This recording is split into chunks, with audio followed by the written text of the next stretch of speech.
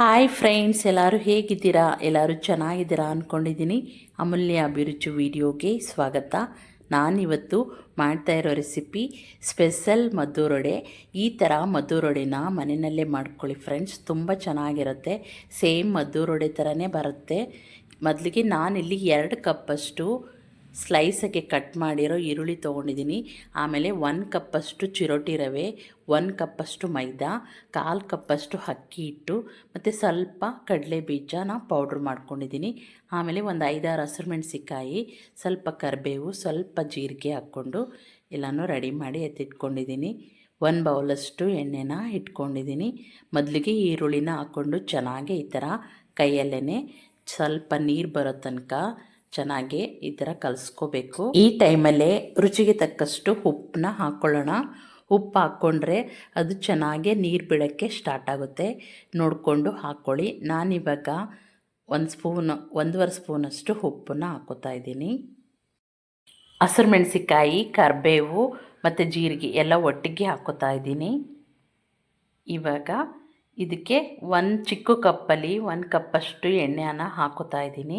ಇನ್ನೊಂದು ಸ್ವಲ್ಪ ಉಳಿಸ್ಕೊಂಡಿದ್ದೀನಿ, ಬೇಕಂದರೆ ಆಮೇಲೆ ನೋಡಿ ಹಾಕ್ಕೊಳ್ಳೋಣ. ಇವಾಗ ಎಲ್ಲನೂ ಹಾಕಿ ಚೆನ್ನಾಗಿ ಈ ಥರ ಕೈಯಲ್ಲಿ ಚೆನ್ನಾಗಿ ಮಿಕ್ಸ್ ಮಾಡ್ಕೋಬೇಕು. ಈ ನೀರೇನು ಯೂಸ್ ಮಾಡಬಾರ್ದು.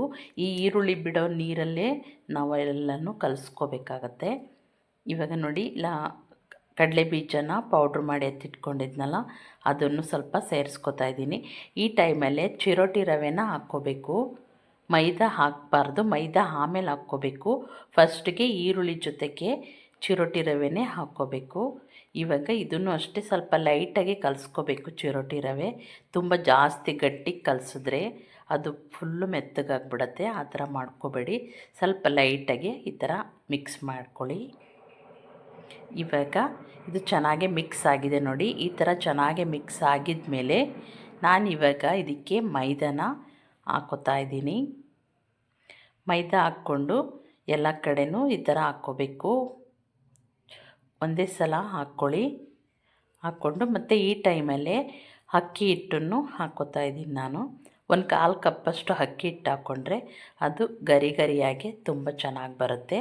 ಇವಾಗ ನೋಡಿ ಇದನ್ನ ಸ್ವಲ್ಪ ಸಾಫ್ಟಾಗಿ ಕಲಿಸ್ಬೇಕು. ಮೈದಾ ಹಾಕಿದ್ಮೇಲೆ ನೋಡಿ ಈ ಥರ ಆದಮೇಲೆ ಇವಾಗ ಚೆನ್ನಾಗಿ ಕಲಸಿ ಎತ್ತಿಟ್ಕೊಂಡಿದ್ದೀನಿ. ಈ ಥರ ಆಗಿದ್ಮೇಲೆ ಇವಾಗ ನಾವು ಉಂಡೆನ ನಮ್ಗೆ ಎಷ್ಟು ದೊಡ್ಡ ಸೈಜ್ ಬೇಕೋ ನೋಡಿಕೊಂಡು ಈ ಥರ ಉಂಡೆನ ಕಟ್ಕೋಬೇಕು. ನೋಡಿ ಈ ಥರ ಉಂಡೆ ಕಟ್ಟಿ ಎಲ್ಲನೂ ಎತ್ತಿಟ್ಕೋತಾ ಇದ್ದೀನಿ ನಾನು. ಇಷ್ಟು ದಪ್ಪ ಮಾಡಿಕೊಂಡ್ರೆ ಮೀಡಿಯಮ್ ಸೈಜಾಗೆ ಸ್ಪೆಷಲ್ ವಡೆ ಬರುತ್ತೆ. ನಿಮಗೇನಾದರೂ ಇನ್ನೂ ತೆಳುಗೆ ಬೇಕಂದರೆ ಇನ್ನೂ ಚಿಕ್ಕದಾಗಿ ಮಾಡ್ಕೋಬಹುದು, ಇಲ್ಲ ಇನ್ನೂ ದಪ್ಪ ಬೇಕಂದ್ರೂ ಇನ್ನೂ ಸ್ವಲ್ಪ ದಪ್ಪಕ್ಕೆ ಮಾಡ್ಕೋಬಹುದು. ನೋಡಿ ಈ ಥರ ಉಂಡೆನೆಲ್ಲ ಲಟ್ಟಿಸಿ ಎತ್ತಿಟ್ಕೋತಾ ಇದ್ದೀನಿ ನಾನು. ಇವಾಗ ಎಲ್ಲನೂ ಉಂಡೆ ಕಟ್ಟಾಗಿದೆ ನೋಡಿ. ಈ ಥರ ಕಟ್ಟಾಗಿದ ಮೇಲೆ ನಾನಿವಾಗ ಒಂದು ಪ್ಲೇಟ್ನ ತೊಗೊಂಡಿದ್ದೀನಿ. ಇದಕ್ಕೆ ಸ್ವಲ್ಪ ಪೇಪರ್ನ ಕಟ್ ಮಾಡಿಕೊಂಡು, ಬಟರ್ ಪೇಪರ್ ಇದ್ದರೆ ಬಟರ್ ಪೇಪರ್ ಯೂಸ್ ಮಾಡಿ, ಇಲ್ಲ ಅಂದರೆ ಈ ಥರ ಕವರನ್ನೇ ಕಟ್ ಮಾಡಿಕೊಂಡು ಈ ಥರ ಇಟ್ಕೋಬೇಕು. ಇಟ್ಕೊಂಡು ಸ್ವಲ್ಪ ಎಣ್ಣೆ ಹಾಕಿ ಈ ಥರ ಫೋಲ್ಡ್ ಮಾಡ್ಕೊಳ್ಳಿ. ಫೋಲ್ಡ್ ಮಾಡಿಕೊಂಡ್ರೆ ಅದು ಪ್ಲೇಟ್ಗೇನು ಅಂಟಲ್ಲ, ಚೆನ್ನಾಗಿ ಬರುತ್ತೆ. ನಾನಿವಾಗ ಮೇಲ್ಗಡೆ ಒಂದು ಪ್ಲೇಟ್ ಇಟ್ಕೊಂಡು ಕ್ಲೀನಾಗಿ ಈ ಥರ ಪ್ರೆಸ್ ಮಾಡ್ಕೋತಾ ಇದ್ದೀನಿ. ಈ ಥರ ಪ್ರೆಸ್ ಮಾಡಿಕೊಂಡ್ರೆ ಅದು ಚೆನ್ನಾಗೇ ಬರುತ್ತೆ. ಲಟ್ಸೋದೇನು ಬೇಡ, ಕೈಯಲ್ಲೂ ತಟ್ಟೋದು ಬೇಡ, ಪ್ಲೇಟಲ್ಲೇ ಈ ಥರ ಮಾಡ್ಕೋಬೇಕು. ಫಸ್ಟಿಗೆ ಎಣ್ಣೆ ಕಾಯೋಕ್ಕೆ ಬಿಟ್ಟಿದ್ದೆ, ಇವಾಗ ಎಣ್ಣೆ ಲೈಟಾಗಿ ಕಾದಿದೆ. ಈ ಥರ ಕಾದಾಗಿದ ಮೇಲೆ ಎಲ್ಲ ವಡೆನೂ ಇದೇ ಥರ ತಟ್ಟಿ ಎಣ್ಣೆಲಿ ಬಿಟ್ಕೋಬೇಕು. ಆವಾಗ ಅದು ಚೆನ್ನಾಗಿ ನಿಧಾನಕ್ಕೆ ಬೇಯಿಸ್ಕೋಬೇಕು. ಕಡಿಮೆ ಉರಿಲಿ, ಜಾಸ್ತಿ ಐ ಫ್ಲೇಮ್ ಇಡಬಾರ್ದು, ಕರೆಕ್ಟಾಗಿ ಸಿಮ್ ಉರಿಲೇ ಬೇಯಿಸ್ಬೇಕು ಇದನ್ನು. ಆವಾಗ ಚೆನ್ನಾಗಿ ಬೇಯ್ಕೊಂಡು ಗರಿ ಗರಿಯಾಗಿ ಬರುತ್ತೆ. ಇಲ್ಲ ಅಂದರೆ ಅದು ಫುಲ್ಲು ಎಲ್ಲ ಮೇಲ್ಗಡೆ ಮಾತ್ರ ಬ್ಲ್ಯಾಕ್ ಆಗಿಬಿಟ್ಟು ಒಳಗಡೆ ಎಲ್ಲ ಕಪ್ಪಗೆ ಹಂಗೆ ಇದ್ಬಿಡುತ್ತೆ. ಆವಾಗ ಚೆನ್ನಾಗಿರಲ್ಲ ವಡೆ. ಈ ಥರ ಮಾಡ್ಕೊಳ್ಳಿ ಫ್ರೆಂಡ್ಸ್, ತುಂಬ ಚೆನ್ನಾಗಿ ಬರುತ್ತೆ ನೋಡಿ. ಇಷ್ಟು ಗೋಲ್ಡನ್ ಬ್ರೌನ್ ಬಂದರೆ ಸಾಕು. ಈ ಥರ ಆಗಿದ ಮೇಲೆ ನಾನಿವಾಗ ಎಲ್ಲನೂ ಒಂದು ಪ್ಲೇಟ್ಗೆ ತೆಗಿತಾ ಇದ್ದೀನಿ. ಈ ಥರನೇ ತುಂಬ ಸಿಂಪಲ್ಲು ಈ ವಡೆ ಮಾಡೋದು. ಎಲ್ಲರಿಗೂ ಇಷ್ಟ ಆಗುತ್ತೆ. ಟೀ ಟೈಮ್ಗೆ, ಕಾಫಿ ಜೊತೆಗೆ ಮತ್ತು ಊಟದ ಜೊತೆಗೆ, ಸ್ನ್ಯಾಕ್ಸಾಗಿ ಎಲ್ಲದಕ್ಕೂ ಸೂಪರಾಗಿರುತ್ತೆ. ಎಲ್ಲರಿಗೂ ಇಷ್ಟ ಆಗುತ್ತೆ. ಇದೇ ಥರ ನೀವು ಒಂದು ಸಲ ಟ್ರೈ ಮಾಡಿ ಫ್ರೆಂಡ್ಸ್.